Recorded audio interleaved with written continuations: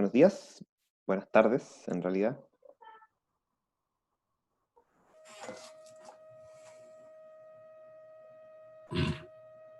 Buenas Eh, tardes. sí, hola, hola. Buenas tardes. Faltan un par de personas aún, pero veamos, pues.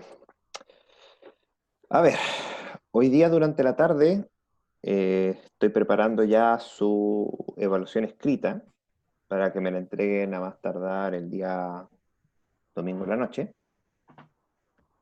Y también recuerden que el próximo jueves deben presentar su trabajo de investigación. Así que mientras llegan todos para poder hablar de lo último que nos queda, ¿alguna, cómo van? ¿Tienen alguna duda respecto a su investigación? ¿Llevan algo, de hecho? ¿Qué llevan? No sé, porque no vaya a llegar el próximo jueves y yo les diga, ¿sabe qué? Esto que usted tiene no tiene sentido, no es suficiente o lo que sea y tenga que reprobarlos. Entonces me gustaría saber cómo van.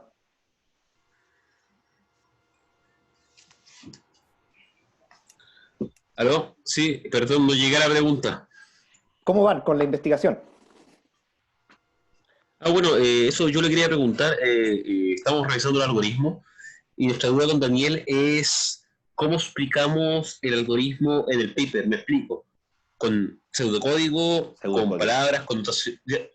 Perfecto, pseudocódigo. Sí, es Incluimos preferible. también. Puede usted escribirlo con palabras en la idea del algoritmo, porque no es necesario que se vaya al detalle. Y principalmente no es un algoritmo, es muy difícil de que en un campo usted encuentre un algoritmo que sea el mejor, Sí, por porque supuesto. generalmente, ¿cuál es su campo? Se me olvidó, creo que lo tengo anotado. Árbol de mínima expansión. El- Ar- Árbol de expansión o de espaciamiento mínimo. ya, Expansión mínima. ok, eso es, denme un segundo, entonces usted tiene root yards. Sí, sí. Claro, los árboles, claro. Porque una cosa es trabajar sobre un grafo, porque es un árbol, el árbol de cobertura mínimo es el árbol más pequeño que cubre un grafo, que toca todos los nodos. Pero hay dos formas de resolver ese problema. Primero, suponiendo que el grafo está representado por un conjunto de puntos o una relación, y eso es los datos en desnudo o sin indexar, o en una matriz. Y lo otro es resolver el problema dado los datos puestos en estructuras de datos compactas, que es lo que más se lleva hoy en día. Porque imagínese, por ejemplo, tenemos el grafo que representa las relaciones entre las páginas web. Ese es súper común. Seguramente, porque no tengo el dato ahora ni me acuerdo tampoco, pero seguramente si usted trata de visualizar, escribir dicho grafo en una matriz para representar la relación, probablemente esa matriz tenga un tamaño cercano a los tera o más incluso. Y si usted ocupa alguna estructura de datos compacta para poder representar la misma información, estamos hablando de kilos. Pero si usted quiere resolver el problema, no va a descomprimir esos kilos, transformarlos en los teras y resolver el problema, no es la gracia. Entonces hay, en particular para el que yo conozco, que es el K2Tree, una forma de resolver el árbol de cobertura mínimo dado la información compactada, sin descompactar. Y más encima resulta más eficiente que hacerlo sobre los datos no indexados. Ese tipo de cosas es coherente que también la visualicen. Los mejor de los datos no indexados, el mejor para los datos indexados. Puede también que haya, y eso lo desconozco, un algoritmo que se adapta mejor para cuando la información está ciertamente estructurada de alguna manera. Por ejemplo, no sé, po, si usted está trabajando con una estructura que ya es un árbol, entonces probablemente hay un algoritmo, no estoy diciendo que lo haya porque desconozco, que resuelva el problema de manera más eficiente que el algoritmo general que trabaja para todo tipo de grafo. Cosas así. Entonces, probablemente a usted le toque hablar de unos 3 o 4 algoritmos en su trabajo de investigación. Unas 10 páginas, más que eso, ¿no? No sé si es la pauta específica la cantidad de páginas, pero Sí, no más de 12. no más de 12, no más de 12. En donde hable en general, incluso en la introducción, hablar un poquito de la historia del problema, probablemente ahí mencione algunos de los intentos, primeros intentos, obviamente no en detalle, y cuando hable de los mejores intentos que usted encontró en la revisión bibliográfica, ahí entra un poco más en detalle, pero tampoco tanto, sino con la idea general y cuánto el mismo documento, el cual usted revisa, porque no va a hacer usted el estudio sobre el algoritmo, dice cuál es su comportamiento asintótico. Eh, Asintótico, eh, sí. Tengo una duda. O sea, en nuestro caso, por ejemplo, no es necesario explicar qué es un grafo, qué es un árbol. Sí, claro, sí, claro. En términos básicos, más allá de media página, no se va. O Tiene que sea, pensar que esto es un trabajo que, miren, en algunas especialidades, este tipo de trabajos igual se publican como trabajos de recopilación. Y de hecho, si usted busca por ahí, algunas grandes mentes o grandes nombres de la industria o de la investigación hacen una especie de review o overview sobre cierto problema y sí, hablan, y principalmente son autores de algunos de los algoritmos. Y esos overviews están publicados en revistas internacionales. Entonces, lo que uno quiere cuando ve uno de estos overviews es, no sabiendo del problema o teniendo poco conocimiento del problema, pero teniendo las habilidades suficientes para entender la matemática básica, usted lo explique desde cero, pero no con tanta profundidad tampoco. O sea, por ejemplo, no sé, si estamos hablando del árbol de cobertura, usted dice, bueno, el problema del árbol de cobertura se basa en un grafo y usted tiene que encontrar aquel que los toma todos. Recuerde que un grafo representa una relación entre dos conjuntos similares o bien relaciones entre puntos, que son los nodos y las relaciones son los vértices. Y si el grafo en este caso creo que no es dirigido, no me acuerdo si el problema está para grafo dirigido y para grafo no dirigido, que también es No una... dirigido. No dirigido. No no dirigido. dirigido. No dirigido. Entonces usted tiene con el problema con el árbol no dirigido, un grafo no dirigido, entonces es esto, un conjunto de nodos y relaciones entre sí, y lo que se busca es aquellas relaciones que haciendo un árbol toque todos los nodos existentes, y especifica generalmente con un pequeño ejemplo, y eso es todo Eh, como que lo que explica del principio y de ahí ya se mete O en sea, profesor, eso sería, disculpa, Rubio, eso sería ya, para contextualizar el tema de los grafos en la Correcto, es que presentación. tiene que pensar, Claro. usted ya ha leído algunos papers, ¿cierto? Entonces, la estructura es casi siempre la misma, una introducción donde usted habla de la importancia que tiene, la historia que hay, etcétera, etcétera, un pequeño capítulo donde se habla como del contexto o del marco teórico, donde usted dice qué es lo que está estudiando, eh, la definición matemática o formal de lo que está estudiando, y luego un capítulo donde habla del problema en sí mismo, y ahí usted menciona probablemente un subcapítulo de ese capítulo 3 para cada especialidad, un subcapítulo para los no indexados, un subcapítulo para los indexados y un subcapítulo adicional si es que existiera algo.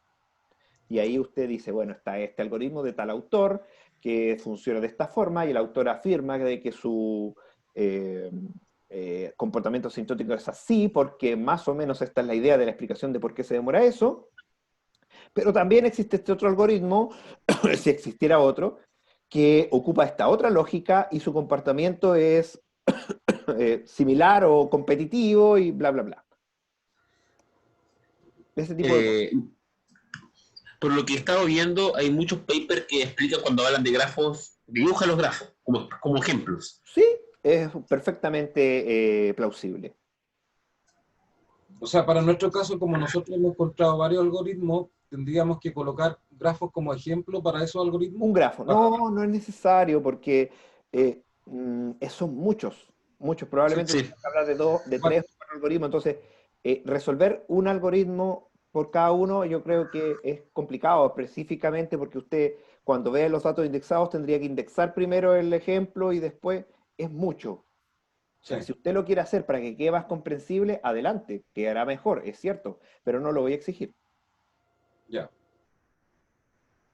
Ya. Para los demás que llegaron hace poco, pregunté sobre cómo van con su investigación. Mi objetivo es que no lleguemos al próximo jueves, donde usted me entregue el escrito, tanto como me presente, recuerde, una presentación de a lo más 15 minutos de lo que se trata. No vaya a llegar y yo le diga, ¿sabe qué? Esto que usted hizo no es lo que yo estaba buscando. No es acorde a lo que se le está pidiendo, cosas así. Entonces, Rutger y Daniel me comentaron cómo van con el suyo. Entonces, si alguien más me quiere comentar y yo le doy algún feedback, sería ideal. Si no, voy a hablar de lo última materia, y hoy día en la tarde voy a subir la evaluación escrita, que recuerden que me tienen que entregar domingo 23:55 horas. Este domingo. Este domingo. Tengo una duda sobre la fecha de entrega del paper del próximo jueves. Y el próximo jueves, sí. La idea es que lo tenga se a mano cuando usted esté presentando, para que yo pueda ir viendo, comparando, que si efectivamente me hablaron de lo más importante, ese tipo de cosas. Lo tengo que tener, O sea, yo antes de que ustedes presenten. esa es la pregunta. O sea, ¿se entrega a más tardar el jueves a las 12:40? Claro. ¿O miércoles? No, jueves 12:40, lo tengo que tener a mano. Después yo me doy el tiempo suficiente el viernes para poder leerlo con tranquilidad y poder... O sea, el jueves en la tarde en realidad lo voy a hacer. Porque el viernes en la tarde tengo que revisar la evaluación de pregrado.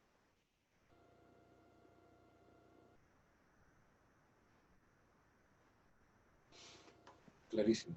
¿Ya? ¿Algún comentario o duda de alguno de los otros grupos? Recuerde que esta vez no voy a dar ni más plazo, ni voy a tener ningún tipo de consideración porque se nos acabó el semestre la próxima semana. Entonces, no es que, oiga, profe, sabe que tuve mucha pega. No, ya no. Ya no hay más plazo. No puedo dar más plazo, aunque quisiera.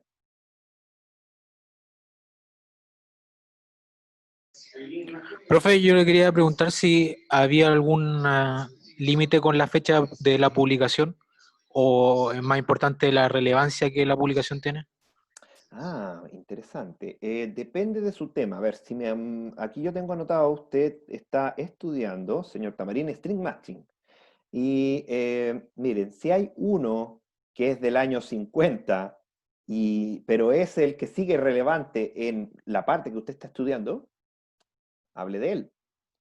Pero si no, habla de uno más reciente. Da lo mismo la fecha, lo importante es qué tan relevante es respecto a lo actual. Probablemente haya un documento, un libro o un overview reciente hablo de los últimos 5 años, donde se hablan de la relevancia de los mejores algoritmos en su área, en lo que usted está investigando. Obviamente, yo ya les hablé de algunos importantes que hay en string matching de los no indexados, pero le falta para los indexados, que seguramente debe haber algoritmos que resuelvan el problema con estructuras de datos compactas o datos indexados.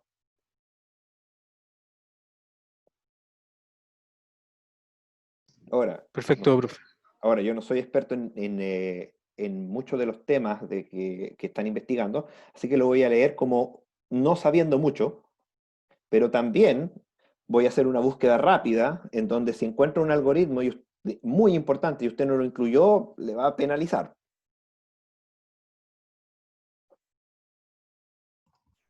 Profe, por acá Pablo, yo no he seleccionado tema. ¿Búsqueda del mayor rectángulo vacío está tomado por alguien? Uy, un seleccionado tema y no nos queda nada. A ver, tenemos la cerradura convexa tomada, el camino más corto, el árbol de cobertura mínima y string matching. Así que usted, señor Velázquez,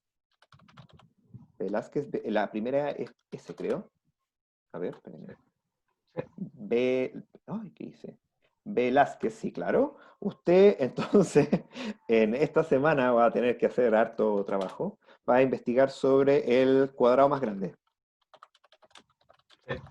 de una universidad. Les recomiendo mucho que hay un trabajo de Gilberto y compañía, de un alumno de pregrado, digo, de posgrado, de magíster, que resolvió el cuadrado vacío más grande en la estructura compacta K2-Tree. Y ahí, en ese mismo documento, que está publicado en alguna revista por ahí, hacen un overview de los otros que hay para otros datos indexados, como los árboles R, y también se hablan de los no indexados. Está todo en su tesis de de magíster está completo, así que ahí si usted puede encontrar la tesis de magíster del alumno, que no me acuerdo el nombre, pero el profesor guía fue Gilberto Gutiérrez, ahí básicamente tiene de dónde sacar toda la información y están las citas y todo. Y solamente Vale, tendría que profe. revisar si en los Pero, últimos años alguien resolvió algo más interesante. Pero bueno, eso le ayuda un poco a ahorrarse trabajo ya que le queda una semana. Bueno, menos de una semana porque tiene que resolver el certamen. El certamen va a ser corto, ¿ah? Una cosa que se resuelva en una hora y media. Más no. Les doy tiempo nomás para que encuentren ustedes el mejor minuto para poder trabajarlo.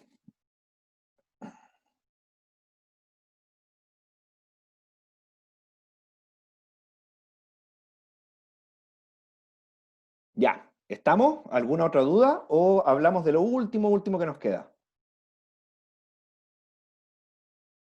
Esto va a ser bien cortito.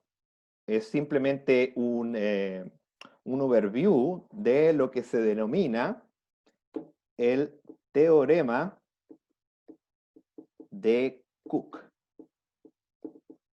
Nosotros la vez pasada vimos la reducción Cook y un par de ejemplos, donde ya subí un video sobre reducción Cook para que ustedes vean con mayor detalle cómo es realmente, formalmente, la reducción que les hablé la semana pasada. Y está también el teorema de Cook, que se llama Cook por el nombre de la persona que lo hizo. Y por eso es que la reducción también se llamó a nombre de él, a pesar de que la reducción anteriormente del teorema de Cook se llama reducción polinomial simplemente. Así que para que vean la importancia de este teorema, que es extremadamente importante, es básicamente el teorema más importante de complejidad computacional. Entonces, como les había mencionado, y no me acuerdo si se lo mencioné, el tema de la dureza, hardiness. No me acuerdo si vimos este tema la semana pasada, pero lo que es lo siguiente. Por ejemplo, si usted tiene el conjunto de problemas P, los problemas que existe una máquina de Turing que lo resuelve en tiempo polinomial y que es determinista, entonces nosotros podemos tener lo que se llama la P-hard. Un problema A es P-hard si es que para todo problema X que es resoluble en tiempo polinomial, se tiene que existe una reducción Cook de ese problema al problema A. Y de ahí donde sale hard, porque hard no es de dureza, a pesar de que raramente los latinos y españoles lo tradujimos como dureza y no sé por qué. Porque en realidad es hard de difícil, porque A es más difícil que todos los problemas que están en el conjunto P. Por eso se llama hard. Además, se le denomina P completo si es que es hard y además A pertenece al conjunto, que en este caso sería el conjunto P.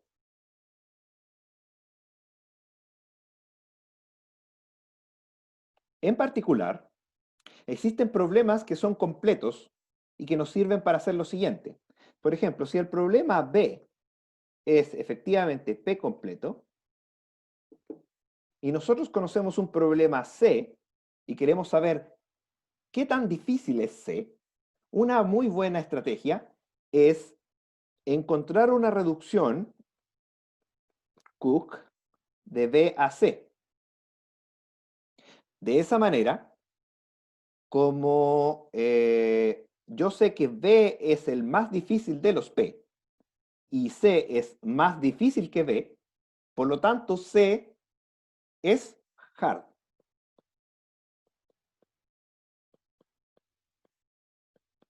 Además que si C además P, sería P completo.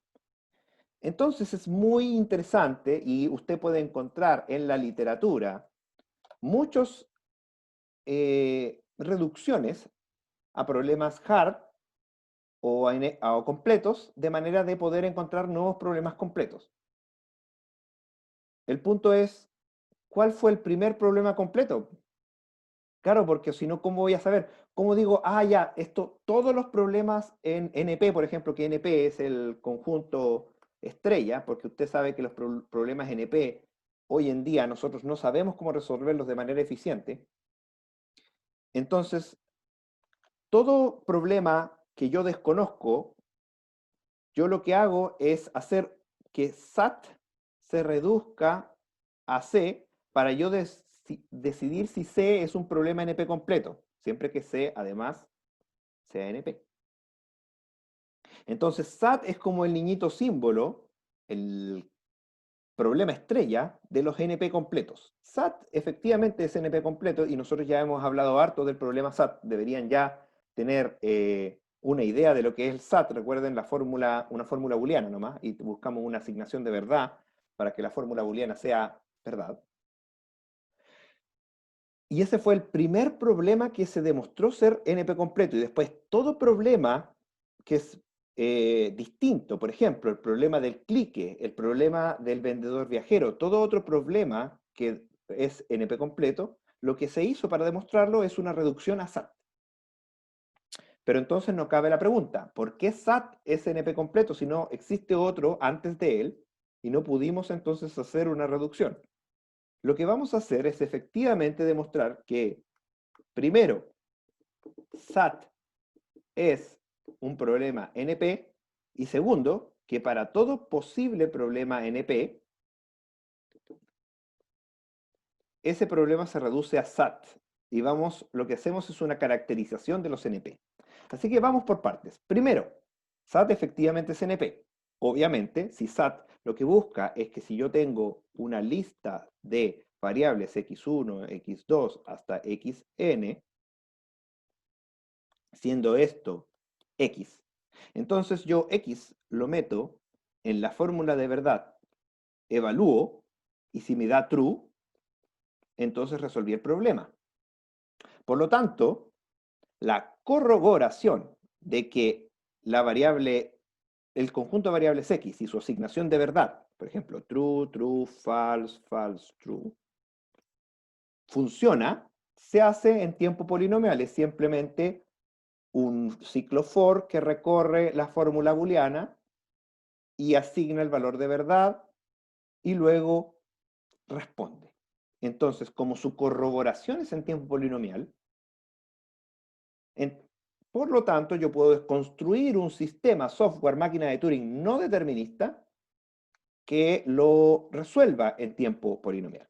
Así que efectivamente es NP. Son definiciones equivalentes. Corroboración en tiempo polinomial es equivalente a existe un software Turing, etcétera, no determinista que lo resuelve en tiempo polinomial. Ahora vamos por el segundo. Y esta es la parte compleja del teorema de Cook. ¿Cómo entonces nosotros decimos todo problema NP? Bueno, todo problema NP, la definición de NP, acuérdese, si el problema A está, X, perdón, ya que estamos trabajando con X, está en NP, entonces existe una máquina de Turing no determinista que toma tiempo P de n, siendo n el tamaño de la entrada, input, en resolverlo. Esa es la definición. Así que como esa es la definición, vamos a asumir de que esa máquina M existe y vamos a escribir lo que se denomina el historial de cómputo de una máquina de Turing. ¿Qué es el historial de cómputo de una máquina de Turing? Bueno, supóngase que esta es la cinta de la máquina de Turing, el tape.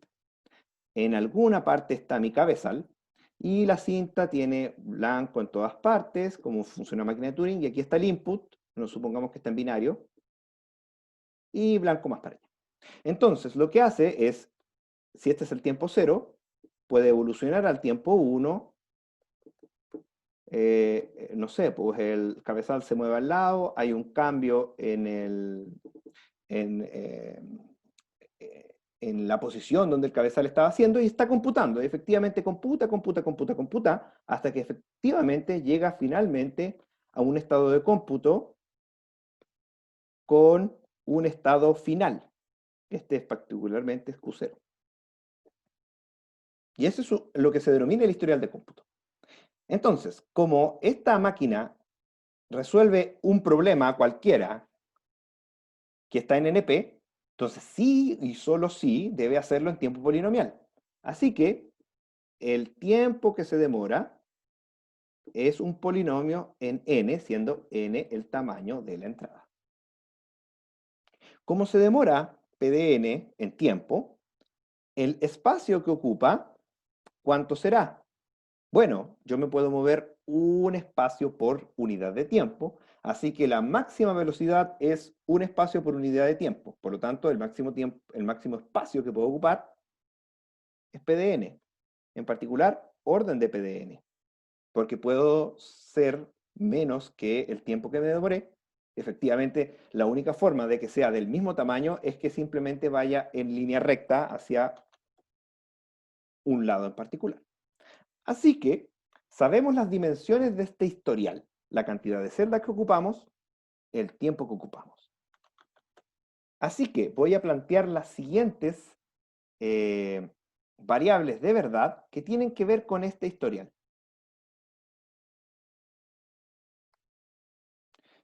La primera es T de IJK. T de IJK es true si y solo si en la posición I el carácter J está en el tiempo K. Ejemplo, T de posición 0, el carácter 0 en el tiempo 0. Vamos a ver, tiempo 0, posición 0, carácter 0, es true.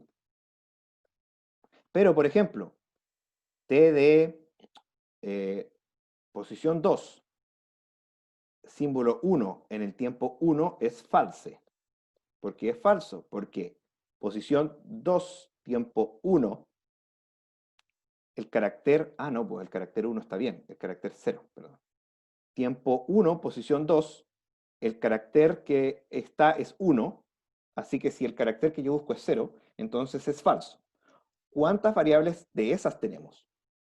1 por celda, por todas las celdas que ocupamos, que son PDN, y además por tiempo, PDN por PDN, por la cantidad de símbolos, que es de tamaño sigma. Por lo tanto, eso es orden PDN al cuadrado.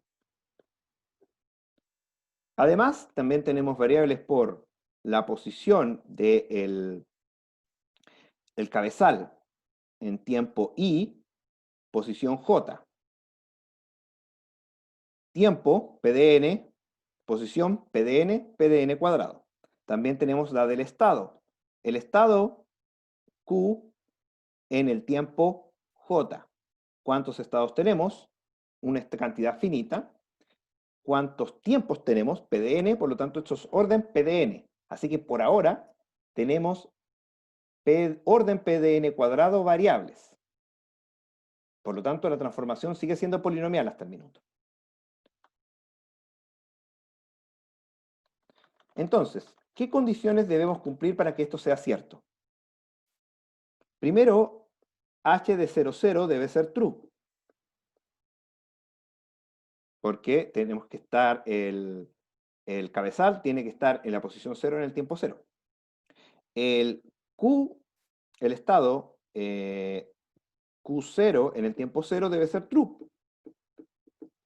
Porque en el estado inicial debo tener el estado en la posición 0. Q de F en el tiempo PDN tiene que ser true. Porque el estado final debe estar en el tiempo final. Porque si en el tiempo final no tenemos un estado final, el cómputo fue errado. Además tenemos cosas obvias, como por ejemplo, si hay un elemento en la posición I y el elemento es J en el tiempo K, eso implica que T en la tiempo I, posición K, no puede ser otra cosa que J. Así que esto es not. También tenemos esa cantidad. De esas reglas tenemos una por posición y una por tiempo, por lo tanto, de estas reglas tenemos orden de PDN cuadrado. Tenemos que también una regla que si es que T de IJK implica que T de IJK más 1 tiene que ser el mismo, o el cabezal estaba en la posición I en el tiempo J. ¿Qué quiere decir eso? Que si el cabezal no estaba en la posición actual, entonces la posición mantiene el mismo elemento en el tiempo siguiente. Eso es lógico en la máquina de Turing. Y por eso tenemos una por cada una. De nuevo tenemos orden PDN cuadrado. Y también tenemos otra, que no la voy a escribir porque ya se me acabó el espacio de escritura, que dice que si es que el cabezal está ahí, entonces puede haber una posible regla. Y se tiene que escribir la regla según las reglas de la máquina de Turing cualquiera. Y también de ese tipo de reglas tenemos PDN cuadrado. Entonces, la escritura formal de todo esto, en todo caso, está en la PPT y también en el video que subí a la plataforma. Este es el último video que está. Este es el teorema de Cook. Si todas estas condiciones se cumplen, entonces la máquina termina en tiempo polinomial. Si alguna de ellas no se cumple, entonces la máquina no termina en un tiempo polinomial porque no es un historial admisible. Por lo tanto, tenemos una reducción desde una máquina de Turing que se demora tiempo polinomial no determinista a SAT. Por lo tanto, SAT es NP completo. No es un teorema simple, es el teorema más importante de la complejidad computacional y nos demuestra que existe un problema NP que es completo. Y de ahí es que está el famoso problema del $1.000.000. $1.000.000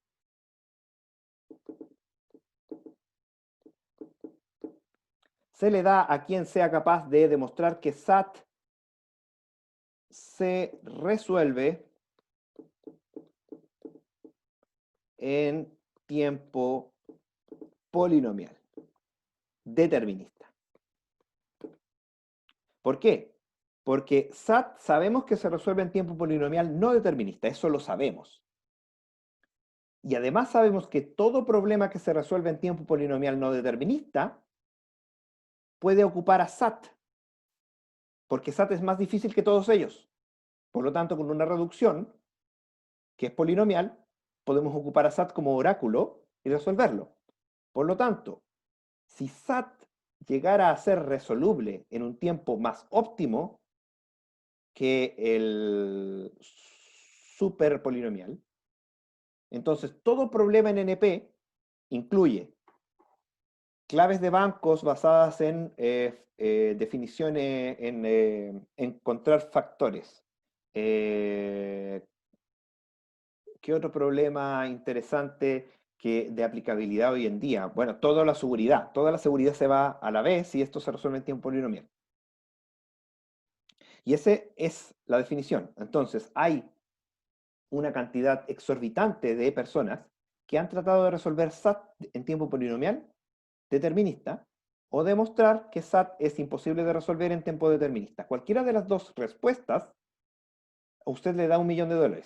Y además lo van a reconocer como el matemático más importante de las últimas épocas, el computín más importante de las últimas décadas, etcétera, etcétera, etcétera. Pero bueno, el problema de dedicarse a SEO es que no te puedes dedicar a nada más porque es un problema extremadamente complejo y te lleva a probablemente tomar toda tu vida en poder resolverlo. Y por mientras, ¿con qué vives? Entonces ahí no todo el mundo lo está intentando, pero hay una gran cantidad de gente que sí se está dando el tiempo y aún no hay respuesta. ¿Dudas, consultas?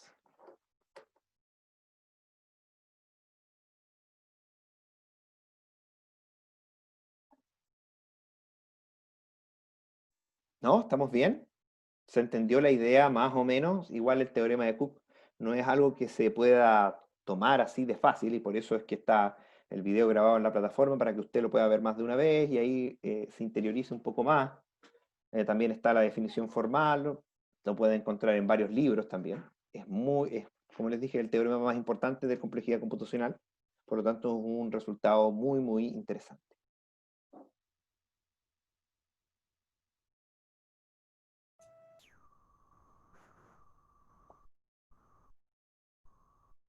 ¿Alguna aplicación práctica, profesor, del teorema de Cook? Que no lo alcancé a escuchar, si es que lo dijo. La aplicación práctica es clara. Si usted tiene un problema computacional y ese problema computacional usted quiere saber cuál es la forma más eficiente de resolverlo y no tiene se le ocurrió un algoritmo y el algoritmo no es muy eficiente. Entonces usted dice, oye, ¿este problema será NP completo? A ver, intentémoslo. Y hacemos una reducción Cook al problema SAT. Si usted es capaz de encontrar esa reducción, entonces el problema es NP completo y para de buscar, ¿para qué sigue intentándolo? Esa es la aplicación. Y, a ver, me atrevería a decir que fácilmente hay unas 100 o 200 reducciones Cook de un problema al problema SAT por año. Fácilmente. Porque siempre hay problemas nuevos. Siempre hay cosas nuevas e interesantes que tomar. Y luego se descubren que o bien encuentran un algoritmo que lo resuelve rápidamente, o bien el problema es una reducción a SAT. Así que la aplicación práctica es completa. No entiendo.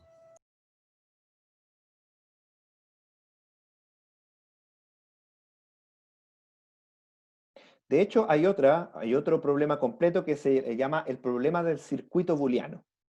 Ese es el problema P completo. Entonces, si usted tiene un problema y puede hacer una reducción Cook, o mejor aún, una reducción logarítmica al problema del circuito booleano, entonces usted puede demostrar que su problema es efectivamente P completo. Y por lo tanto, el problema es fácil de resolver. Entonces, en vez de pensar un algoritmo complicado, programarlo, etcétera, y usted lo único que quiere corroborar es que su problema es fácil de resolver, hace una simple reducción al problema del circuito booleano y se olvida. Eso no reemplaza lo que es SAT. No, o sea, sí, porque es más fácil. El problema del circuito booleano es polinomial, determinista. Por lo tanto, si usted su problema hace una reducción logarítmica idealmente, pero también Cook, al problema del circuito booleano, entonces su problema es fácil de resolver y es imposible que usted haga una reducción de SAT a este problema. No se podría. Okay.